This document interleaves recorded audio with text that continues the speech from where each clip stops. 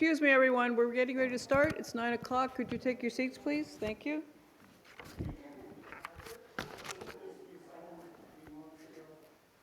Excuse me, folks, could you please sit down? We're ready to start.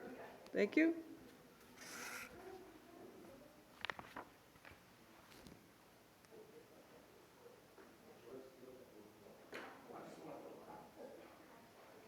All right, thank you very much. It is 9 o'clock. Today is Tuesday, August 22nd, 2023. It is 9 a.m. here in Council Chambers. We are beginning the hearing examiner hearings for today. Before we start the hearings, before the first hearing is called, I want to introduce our process for the benefit of those who may not be familiar with our process. In our process, it's a little bit different than that followed in other jurisdictions. The clerk will read the introduction to the case. The clerk will then swear in anyone who is testifying as to that case. City staff will testify regarding compliance with public notice. Public notice is found to have been properly accomplished. We go forward with the hearing. If it has not been found to have properly accomplished, then other results occur, and we'll discuss that if we need to. Following the compliance with public notice, the applicant will go first and is required to present an entire case. The city staff will go second and present their case. Public comment is next. If you're here for public comment, please understand that there's no public comment that is accepted from your seat. All public comment must be from the microphone at the stand. And the reason for that is that we need to be able to properly record your comments out of respect for what you have to say to us. If you are here for public comment, please understand that once it is closed, it will not be reopened. So if you do have comments to make, please make sure they're comprehensive. Following closure of public comment, the applicant will respond to questions and make any final comments. Staff will do the same, and the hearing is closed. A couple more points. If you have a cell phone with you today, please turn it off or silence it. If you have any cell phone conversations that you need to engage in during the hearings, please take those outside the room if possible. If you wish to have a private conversation, please move away from the speaker's lectern, but also please be aware that it is very possible, even if you are not near the lectern, that your conversation may be recorded. If your conversation is recorded, it becomes part of the public record, whether or not you wish that to happen, so please be very aware of that if you do choose to have a private conversation. If you, as I've already mentioned, if you wish to testify, please come to the microphone. All testimony must be under oath. What that means is if during the course of the hearing, if you've not been sworn in at the beginning of the hearing, but you still wish to testify, that's something we can easily accomplish. And I will announce the beginning of public comment. And if at that point you have not been previously sworn in, that would be your opportunity to do so. Members of the public are requested to go to the microphone, which is at my left, your right. It has complete and full audio and video capability. Anyone who provides testimony other than the applicant and staff is requested to fill out a public participation card so we can properly spell your name. If you wish a copy of the hearing examiner recommendation or order, as the case may be, please provide your email contact information, but please also be aware that once you provide that information, it does become part of the public record. With those preliminary comments, I'm going to turn it over to our clerk to call the first case. Thank you, Madam Clerk. Case number RZN 23-000007. Address 125 to 231 Chiquita Boulevard South. Applicant, City of Cape Coral. The City of Cape Coral is the applicant and is requesting a zoning district amendment for 23 parcels in block 3633 addressed as 125 to 231 Chiquita Boulevard and 124 to 230 Southwest 15th Place. The amendment requested is to change the current zoning from C commercial to R1 single family residential. The applicant is requesting this change to align the zoning district with the future land use mapping and create legal and conforming lots. The change would be for these 23 parcels, which measures approximately 239,580 square feet or 5.5 acres, and would not change the zoning classifications or classifications of adjacent properties. Any persons giving testimony today, if you are able, please stand and raise your right hand.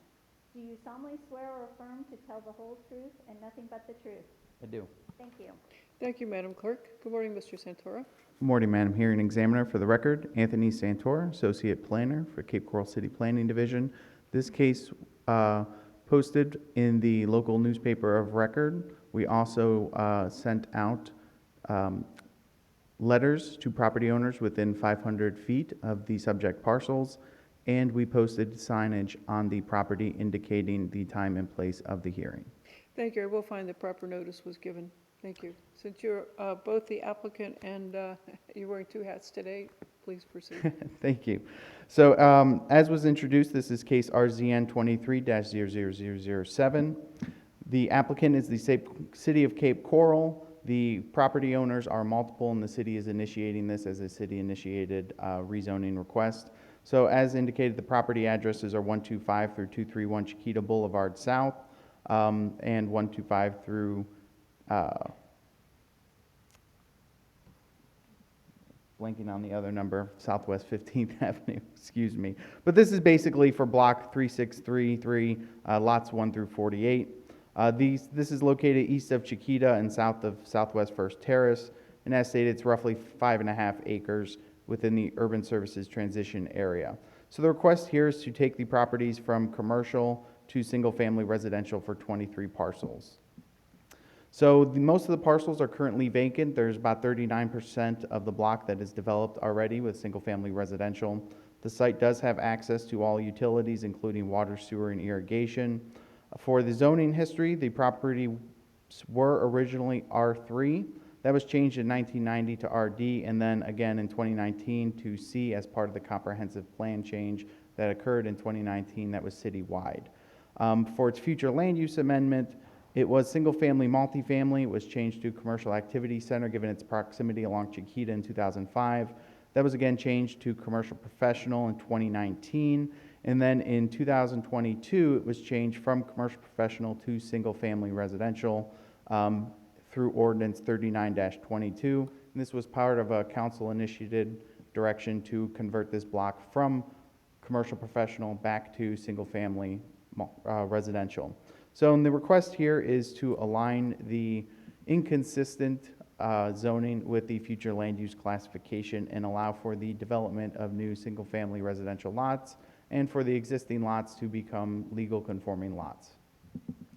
And here we can see the block in question highlighted in blue, Chiquita Boulevard to the west, Southwest First Terrace to the north, and Southwest 15th Place to the east.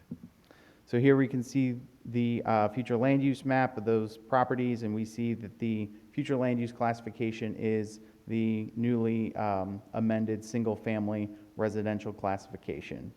And then here we can see the current underlining zoning of the properties, which is commercial. The commercial property is an inconsistent classification with the single-family future land use district.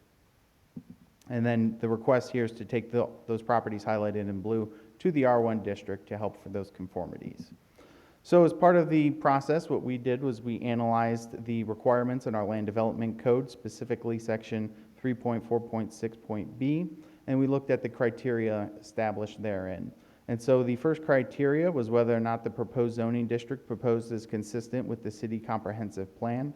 When staff did the analysis, they have determined that it is consistent with the goals and policies of the city comprehensive plan, and we will see that a little bit further on in the presentation.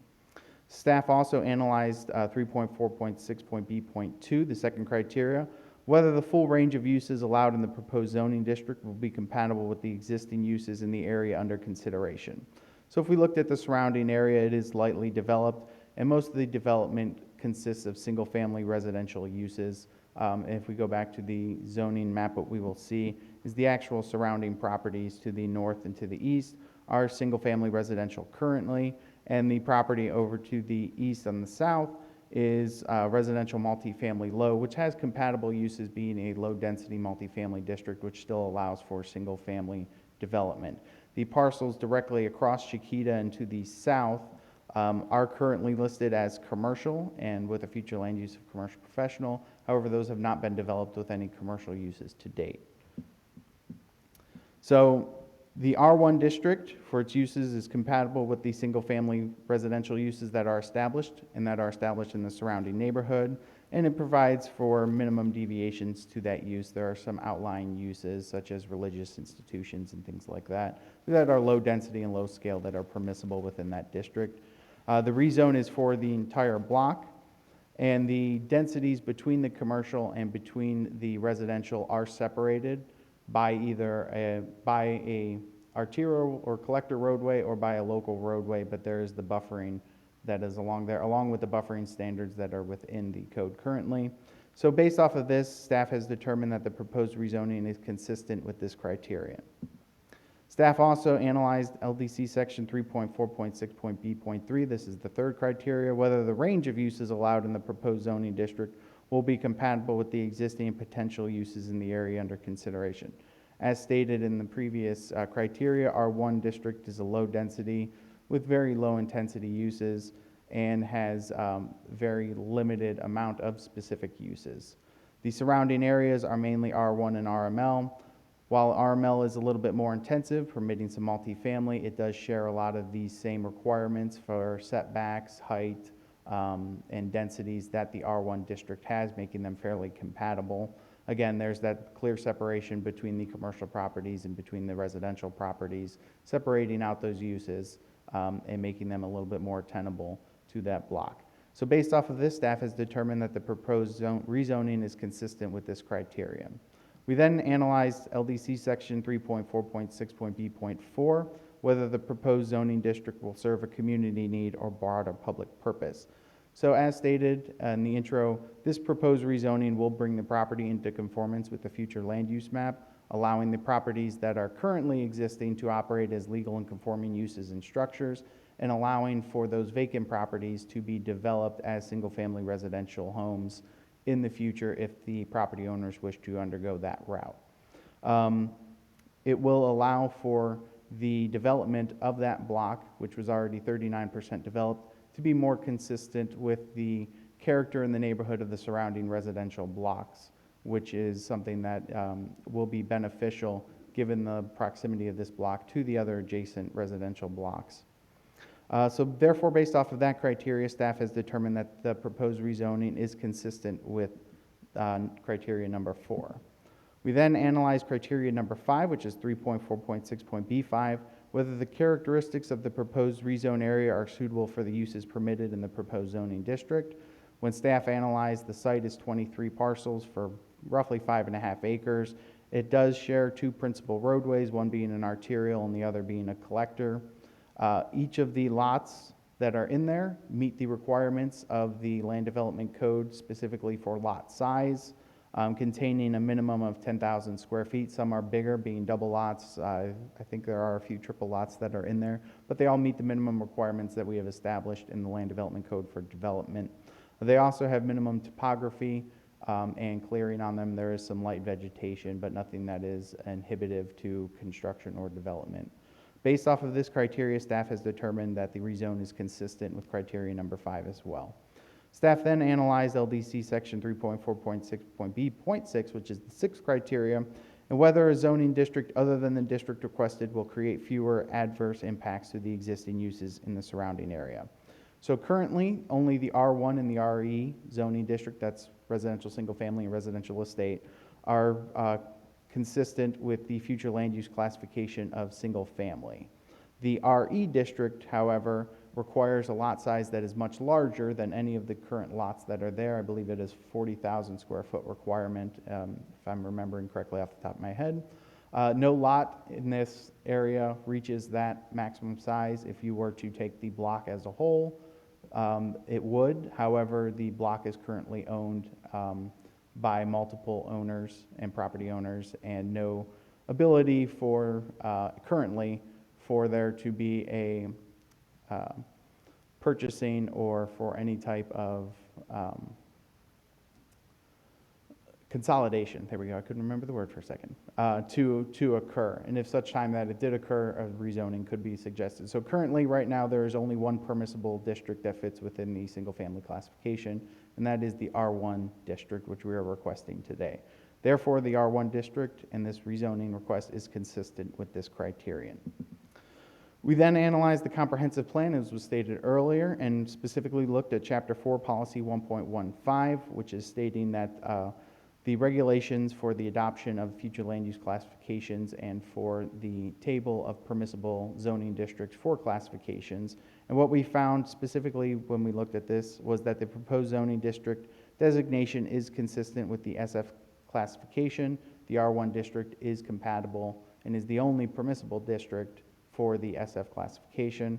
All of the lots that are currently there, both developed and undeveloped, achieve a density ranging anywhere from 2.17 to 4.38, which meets our requirement of the 4.4, I believe it is, requirement for maximum density permissible on the development of R1 properties. And then again, the uses that are associated within the R1 district being low density and low intensity are aligned with the policies of 1.15A. So therefore, we found that the rezoning is consistent with the goal of Chapter 4, Policy 1.15. We also had fire and police analyze the potential impact to services within this rezoning request. Fire has determined that the property is currently served by, properties, is currently served by Fire Station Number 8. They estimate at a full build-out and future development, the developments would occur less than 30 calls annually, and that this would be a minor impact to demand for the fire station and for the services in the area. Police also analyzed the request and noted that the properties are served by Police Beat NZ2, which is North Zone 2, and that the proposed development is expected to, if there is a development at full build-out, is expected to generate 20 calls annually with minor impact to services demands. So based off of that, City Planning is recommending to the hearing examiner today for an approval of the rezoning application. Prior to this meeting, staff did have, it was after materials were already submitted, staff did have a resident reach out via telephone to, oh, I'm sorry, that's a different case. Staff had not received any requests prior to the hearing for any types of comments. So with that, I will stand by for any questions. Thank you. Thank you. Do you wish to incorporate your staff report into your presentation today? Yes, Your Honor. All right, I have no other questions. Thank you very much. Since you are both the applicant and the staff, we'll move right into public comment. Are there any members of the public who wish to have comment or testimony regarding this matter today? Seeing none, and we have no requests, Madam Clerk, is that correct, from the public? All right, thank you very much. I'll move it, I will close public comment, bring it back to the applicant, and also dual hat as staff. Anything else, sir? Not at this time. Okay, thank you very much. I will recommend that the city council approve the request as stated, and I will attempt to get the recommendation out as quickly as possible. Thank you very much. Madam Clerk, would you please call the second case? Case number RZN 23-000012, address 1150-1160-1200 Southwest 20th Avenue. Applicant Veronica Martin. The applicant, Christian Life Fellowship, has requested a zoning district amendment for 3 parcels at 1150, 1160, and 1200 Southwest 20th Avenue. The amendment requested is to change the current zoning from A, agricultural, to CC, commercial corridor. The applicant is requesting this change to align the zoning district with the future land use mapping and create legal conforming lots.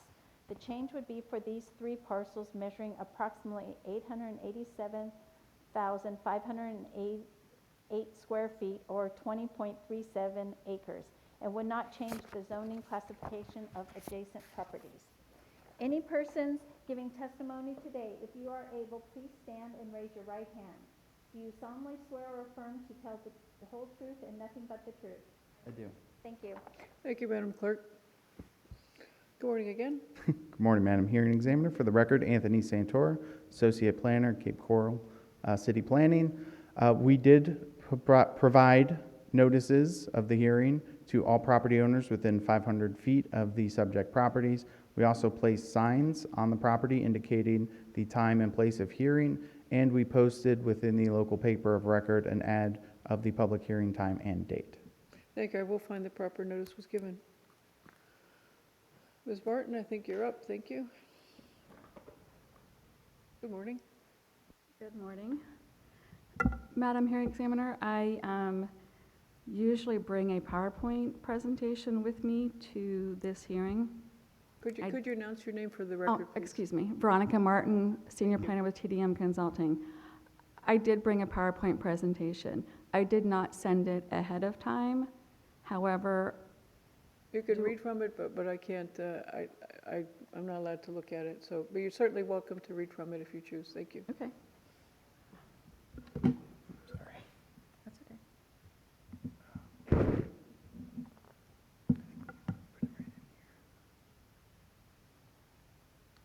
Did you print it out by any chance? I did not. We can't display it on the, Oh, no. You, Yes, I will. if you have your computer, you can just open it there and just read from it without putting it up on the display. I have the presentation in a paper copy as well. Okay, but I can I read can't from it. admit it, but once again, you can read from it. Thank you. And thank you, our Assistant City Attorney. Very timely advice. Just out of curiosity, when do I need to have the PowerPoint presentation to you? I'm going to ask our Assistant City Attorney to answer that. Thank you. The code requires that all documentary evidence be received by the hearing examiner, I believe it's 5 business days in advance. Okay, Or 3 business days in advance, which Okay. has been interpreted to be Thursday, close of business before the Tuesday hearings. okay. Right, I because Saturday and Sunday- apologize for that. That's I okay. would have had it to you before. Saturday and by that Sunday aren't day. counted because, of course, at least theoretically, they're not Business. business days. Okay. As you heard, the applicant is requesting to rezone 3 lots totaling approximately 20.37 acres from agricultural zoning to commercial corridor zoning with the intent of bringing the site into conformity with the current future land use classification in order to permit future expansion. The subject property is located approximately 2,000 feet or 0.38 miles south of Pine Island Road on the west side of Southwest 20th Avenue, also known as Knott Road. The largest lot to the south has been developed as a place of worship since 2008. This smaller lot with frontage on Southwest 20th Avenue has been developed as the Christian Life Academy since 2019, and the third lot in the northwest corner was recently purchased by the applicant to form a cohesive development for future expansion. The future land use classification of the subject property is Pine Island Road District. The properties along Pine Island Road also have a future land use classification of Pine Island Road District, while the single-family lots to the south and east have a future land use classification of single-family. Lots to the southwest have a future land use classification of Parks and Rec, and those lots without any color are in Lee County's jurisdiction, and they're located in a small enclave. The subject property, again, is currently zoned agricultural, which is inconsistent with the Pine Island Road District future land use classification. The applicant is requesting to rezone the property to commercial corridor, which is consistent with the comprehensive plan. Properties along the Pine Island Road, Southwest Pine Island Road are zoned commercial corridor. There's still a block of land between the subject property and those properties that are still zoned agricultural. The lots to the east are zoned single-family residential, which is consistent with the single-family future land use category. The small area that's Parks and Rec is zoned commercial, and again, those lots without color are in Lee County's jurisdiction. Surrounding uses include single-family residential lots to the south and east, larger lots with single-family and agricultural uses to the north and west, and other nearby uses include the Cape Coral Sports Complex to the southwest and commercial uses along this section of Pine Island Road. I also did a land development code analysis with review criteria per Land Development Code section 3.4.6. This rezoning request, my rezoning request, provide a few a full and detailed analysis with the application and also was included with the staff report. I wanted to go over the criteria and just give a brief summary of each. Number one, whether the proposed zoning district is consistent with the city's comprehensive plan. Per the future land use element of the comprehensive plan, Table 1, the only zoning district consistent with the Pine Island Road future land use classification is commercial corridor. Whether the full range of uses allowed in the proposed zoning district will be compatible with existing uses in the area under consideration. Per Land Development Code Section 4.1.2.C1, the commercial corridor zoning district is established to implement the Pine Island Road Master Plan and to promote such uses as retail, office, limited warehouse and light manufacturing, multifamily residential, large-scale commercial retail uses, and places of assembly. The uses permitted are compatible with the existing uses in the surrounding area, allowing for uses that serve and support the surrounding neighborhood or are separated by roadways or large lots providing adequate separation. Number 3, whether the range of uses allowed in the proposed zoning district will be compatible with the existing and potential uses in the area under consideration. The uses permitted in the commercial corridor zoning district will act to serve and support the mostly residential neighborhoods to the east and south. The properties to the north and west are larger lots with single-family and agricultural uses.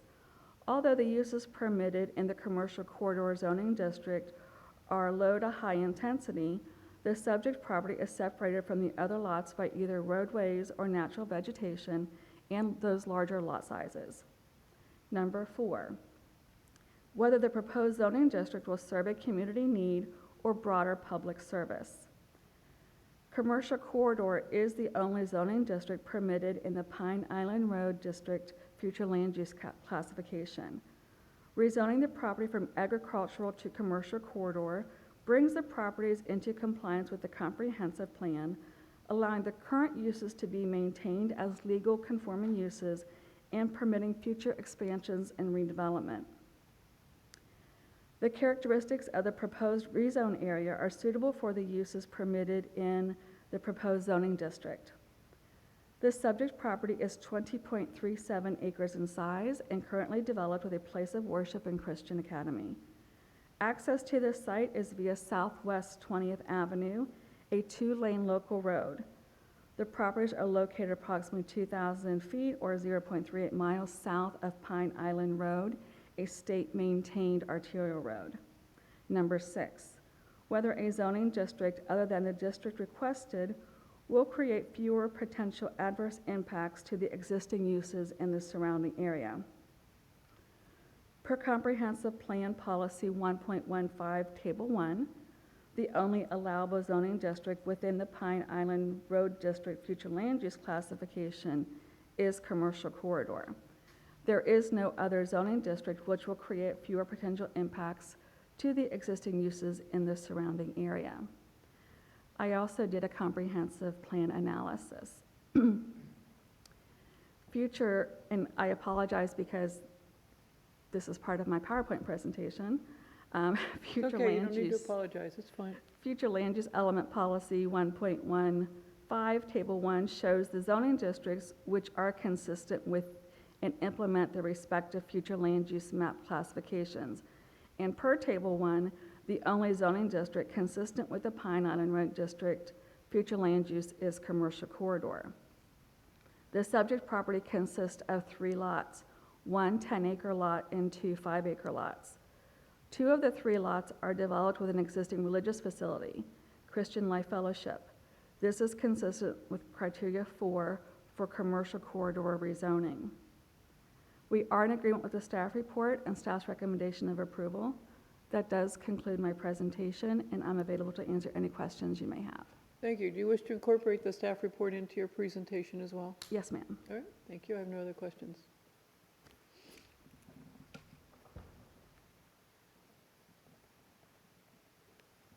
Good morning again, Mr. Santora.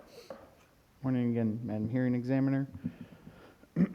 For the record, Anthony Santor, Associate Planner, Cape Coral City Planning. The case I'm here to speak about today is RZN 23-000012.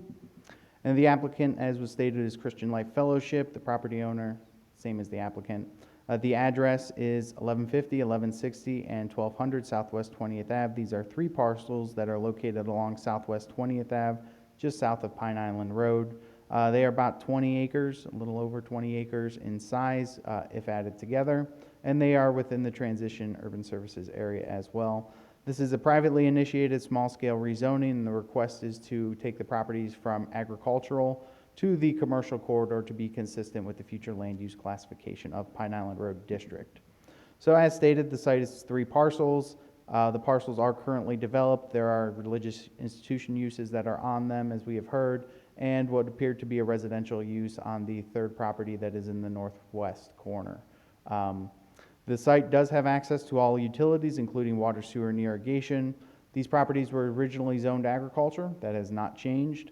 As far as the future land use, they were originally public facility medical, which is a classification I had not heard, but which was original to the city's future land use mapping in 1989. They were amended to the Pine Island Road District in 2002 through Ordinance 38-02, and the rezoning now is to, again, align those two, which was, it's been quite a while. So the amendment, again, will bring the properties into conformity with the future land use and allow for the future development of sites, the maintenance of the sites as legal conforming uses, and expansion as permitted by the zoning code. So with that, we can see the 3 properties here highlighted in red. We have the one religious institution here, the other, which is, I believe, the Christian Life Academy, if I'm saying that correctly. And then the one property that looked to have been developed with a small-scale residential here. So we can see currently the future land use classification. Pine Island Road, it is not shown, but it is to the north, right along, adjacent to the top of these properties. And the dark black line here illustrates the outline of city boundaries. So you can see that there's currently an enclave that is to the west, and currently 2 parcels that are to the north that are not within city boundaries. Those are Lee County designations. The surrounding areas are single family to the east and to the south, and then Parks and Rec that is farther to the south, just outside or touching the borders of the boundaries, and then a little bit outside of that. So here's the current zoning map of the properties. Again, the subject properties highlighted in red. The zoning all the way from those border properties along Pine Island Road down just north of Southwest 12th Terrace is currently agricultural. Due to future land use amendment update, agricultural is not a zoning district that we are zoning to. It is one that is existing only. And so the request now is to take these properties and bring them into alignment with the future land use classification of Pine Island Road District with that commercial corridor affecting these 3 properties right here. So as staff does with all rezoning requests, we analyzed the criteria that is established in the Land Development Code, section 3.4.6, and specifically we began with criteria number 1, which is 3.4.6.B1, whether the proposed zoning district is consistent with the city's comprehensive plan. When the city did their analysis and looked at it, the staff has determined that the proposed rezoning request is consistent with the goals and policies of the city comprehensive plan, and we will see that a little bit farther into the presentation. Staff also analyzed criteria number 2, which is 3.4.6.B.2, whether the full range of uses allowed in the proposed zoning district will be compatible with the existing uses in the area under consideration. So the surrounding areas are moderately developed with single-family dwellings, some light agrarian uses to the west, which is on county-maintained property, and then there's limited commercial, specifically if you go to the north. The uses in commercial corridor, they can be considered, majority of them, as companion and support to adjacent neighborhood of the single-family residential to the east and to the south, consisting of a wide range of commercial, some light industrial, and some retail, professional offices. It's a all-encompassing district and one of our mixed-use districts that is allowable for providing needed community functions as part of a healthy neighborhood. The size of the subject also, the properties themselves are fairly large, one of them being 10 acres, two of them being 5. They do separate themselves from the surrounding neighborhood, residential neighborhood by roadway. There is some of the properties to the south which abut directly to the property. However, with the current buffering requirements that we have in the land development code, plus the size of the property coupled with the vegetation, there is a sufficient buffer there for any of the more intensive uses that would be developed in the future or possibly developed in the future, to allow that to be consistent. So based off of that, staff has determined that this proposed rezoning request is consistent with the criteria. Staff also analyzed LDC section 3.4.6.b.3, whether the range of uses allowed in the proposed zoning district will be compatible with the existing uses in the area under consideration. So as staff stated, the commercial corridor, it is a low density and intensity all the way through high intensity. It runs the gambit of things that can be constructed. It has limited requirements placed upon it for setbacks and building height. There are FAR requirements on there that are consistent with those that we have throughout the other city and other types of commercial zoning districts. Both the R1 district that we see to the south and to the east and the A district, which is agricultural, are low density districts. They do have more stringent requirements for building height, setbacks, and development standards. And based off of the separation of the properties, based off of their size, the roadways, and the requirements we currently have in the land development code, the zoning request for the uses that are allowed within there will be compatible with those in the existing neighborhood. So staff found that this criteria was consistent with the proposed rezoning request. We also analyzed criteria number 4, which is 3.4.6.b.4, whether the proposed zoning district will serve a community need or bar a public purpose. Currently, the commercial corridor designation is the only district that is compatible with the Pine Island Road future land use classification. Rezoning to these properties will bring these existing properties into conformity and allow for the current uses to operate as legal conforming uses and structures, allowing for their maintenance if damaged beyond 50%, their expansion if necessary, and future development to occur if the property owners so wish. Based upon that, the staff had found that the proposed rezoning is consistent with this criteria as well. Staff then analyzed criteria number 5, which is 3.4.6.b.5, whether the characteristics of the proposed rezone area are suitable for the uses permitted in the proposed zoning district. As stated before, this is 3 parcels for just over 20 acres. They do have access along a 2-lane local roadway.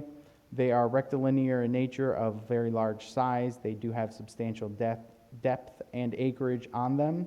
They are close to the Pine Island Road, and they do have the suitable size for the development of the potential uses that are highlighted within the land development code currently in table 4.1.6a. So based upon this criteria, staff has determined that the proposed rezoning request is consistent with the criteria number 5. We then analyzed the final 6th criteria, which is 3.4.6.b.6, whether a zoning district other than the district requested will create fewer potential adverse impacts to existing uses in the surrounding area. Again, there is no other district other than commercial corridor, which is permissible within the Pine Island Road district, and therefore there is no other zoning district that would be, which would create fewer additional, adverse impacts, to the surrounding area than that proposed. So therefore, staff has found that the proposed rezoning is consistent with this criteria. We then looked to the comprehensive plan and did our analysis there, tying back into criteria number 1, and we analyzed Chapter 4, Policy 1.15. Currently, the parcels do meet criteria number 4 of Policy 1.15.I for corridor zoning, and they do meet the requirements of the Land Development Code Table 4.1.3.b for lot area and use area of the Pine Island Road, or the commercial corridor zoning district. Currently, again, only commercial corridor based off of the table contained in policy 1.15 is permissible in the Pine Island Road District, and therefore staff found that the rezoning request was consistent with the goal of Chapter 4 Policy 1.15. Like we do with all rezoning requests, we had police and fire look at the request and provide us with an impact summary. Fire has determined that the properties are currently served by Fire Station Number 12, and that will be maintained as such, and that any future development based upon the allowable uses in the Land Development Code would be expected to generate less than 30 calls annually and with limited impact on department operations if it was approved. The police did note that the property is served by Police Patrol Zone, Central District Zone 3, with a less than 1% increase to recorded calls for service in Zone 3 and less than 1% impact citywide. They did note that there would be minor impacts to service demands, but they did have additional concerns, specifically that the location along Southwest 20th Ave will influence the north-south traffic flow on Southwest 20th Ave and the intersections of Southwest 20th Ave and Pine Island Road, the intersections of Southwest 20th Ave and Trafalgar, and that city services rely on movement along Pine Island Road and Trafalgar Parkway corridors and along Southwest 20th Ave, noting that is one of the ways, primary ways into the city neighborhood, and that additional traffic may be a concern depending on any type of future development that occurs. Does that have any influence on your recommendation today? Currently, no. Based upon the request and based upon the staff's analysis of what was provided, there is a little bit of trepidation with some of the issues additional traffic could have. However, there is currently an inconsistency which would prohibit the existing uses from operating as legal conforming uses, and in the event of any type of catastrophe, and knock on wood, like another hurricane or something, were to roll through, if it was damaged beyond that 50%, it could not be reconstructed. In fact, nothing can be reconstructed because there are inconsistent land use and future land use classifications. So we would have to rectify one of those before the city would issue a building permit to make modifications or to rebuild that structure. And do you think that the concerns raised by the police regarding the transportation issues is something that could be addressed in the future fairly easily? I think there could be opportunities, depending on the types of development, any types of development that were proposed. The right-of-way, being a local 2-lane roadway, is fairly narrow. I believe it's around 60 feet, which limits the amount of things you can do. However, there may be other opportunities if let's say the property owners were able to come to some type of agreement. They may be able to give the city a portion of right-of-way if they could work it out, or there could be other design solutions for the roadway itself, which may be able to make a 4-lane or 3-lane roadway more possible to provide a allowance of traffic into the area. But again, that's going to be dependent on the types of development that's occur and the impacts of additional traffic on there. Without having some type of attainable use to base numbers off of, it's really hard to say what the actual traffic impact would be. And so I just frankly couldn't specify whether or not the existing 2-lane local roadways would not have the capacity to handle the traffic of the proposed development if such a development were to occur. But it's your testimony that the need for the consistency outweighs the actual or hypothetical issues with the transportation? Correct. Dealing with one that is hypothetical with one that is actual. Okay, thank you. So based upon that testimony, staff has determined and would like to provide a recommendation to the hearing examiner that she approve the recommendation for the rezoning from agricultural to commercial corridor. Now, prior to the meeting, staff had not received any correspondence. After material was submitted, staff did receive a phone call from one of the residents within 500 square feet. They did wish to voice opposition to the project and stated that they would be in attendance to speak today. So I wanted to bring that to the hearing examiner's attention that we did receive one phone call after the deadline for materials to submit had passed. I appreciate that. Do you wish to incorporate your staff report into your presentation today? Yes, Your Honor. All right, thank you very much. With that, any All right, questions? No questions, thank you. This is a public hearing. Are there members of the public who wish to provide input or testimony? Staff had indicated there was someone who did want to testify today. If you want to do that, just raise your hand, we'll swear you in, or anybody else. Yes, ma'am. Come on up, and our clerk will swear you in. Thank you, ma'am. And after she swears you in, could you state your name for the record, please? Thank you. Please raise your right hand. Do you solemnly swear or affirm to tell the whole truth and nothing but the truth? Thank you. Either one's fine, it's not that important. Hi, my name is Heather Greb. I was not the person that reached out. I do live in the Lee County portion. While Wait, we're not- I think the microphone might not be on, and our very capable IT guy is about to help you. Thank you, John. Again, my name is Heather Grubb. I live in the Lee County portion. While we're not all entirely opposed to everything, we do have some concerns regarding what may come in the future, noises, things of that nature. And I just wanted to state that the list of people that were sent letters, I do know for a fact that one of those people did not receive their letter or notification. The address that is listed, they don't live there. The house is under construction. There's no mailbox. I just reached out to them now. They're like, no, we had no clue this was going on. So I don't know that everybody was properly informed.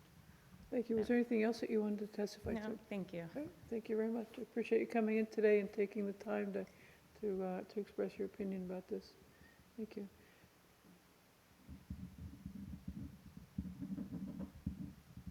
Thank you. Is there anyone else who'd like to provide testimony or input from the public? All right. Seeing none, I'll close public comment section of the public hearing, bring it back to the applicant. Ms. Martin, can I have you up, please? Thank you.